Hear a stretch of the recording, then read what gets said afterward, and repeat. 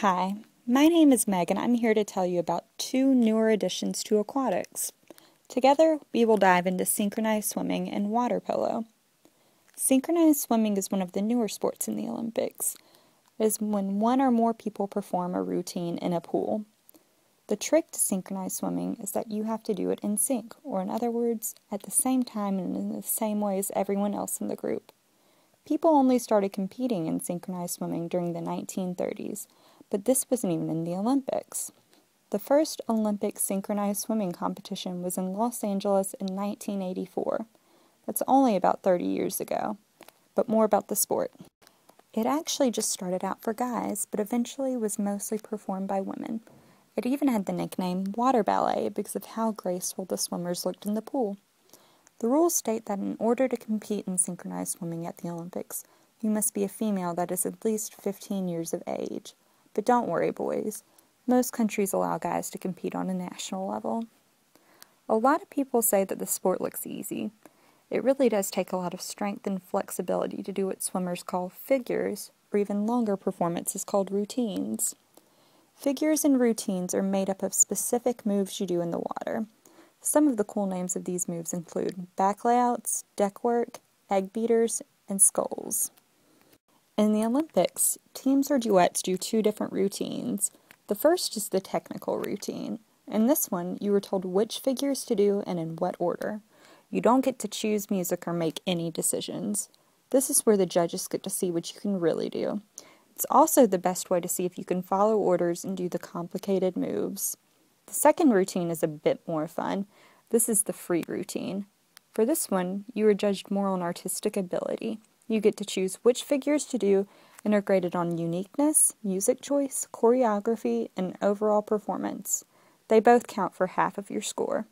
The good news is that you can do it by yourself, which is called a solo, with a friend in a duet, or in a team, or even a combination, which can have up to 10 people.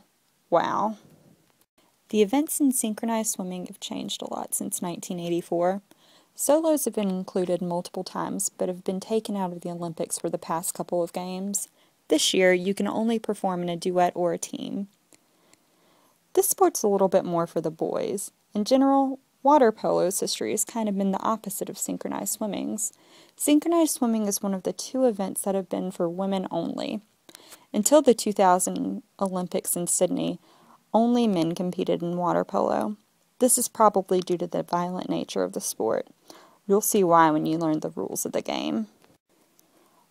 Each team can have up to 13 players, but must have at least 7. They have backups in case someone gets hurt or fouls out.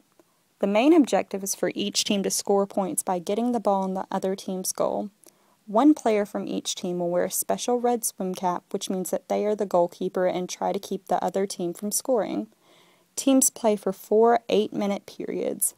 That doesn't seem like much time, but because the players aren't allowed to hold onto the side of the pool or touch the bottom, it can be very exhausting. The ball is put in the middle of the pool and each team races in a swim-off to get it first. Then, it has 30 seconds to score before the referees give the ball to the other side. A fun fact about the ball is that they used to use leather ones in water polo. As the game went on, the ball got heavier and heavier. This would make it difficult to play, and if it hit you, ouch. Water polo has 2 referees in each match. Their job is to keep the game safe and fair. Like in football and other games, they also make sure that players follow the regulations. It can get so violent that there are rules about bleeding. If you want to start playing water polo, just ask your parents if you can find a youth team to join. Hopefully this podcast series has inspired some of you to go out there and get involved, whether it's swimming, diving, synchronized, or water polo. I hope that you can start getting interested in some of the sports. Maybe even one day you can be like Kevin or Claire and go to the Olympics. Have fun! Clap your hands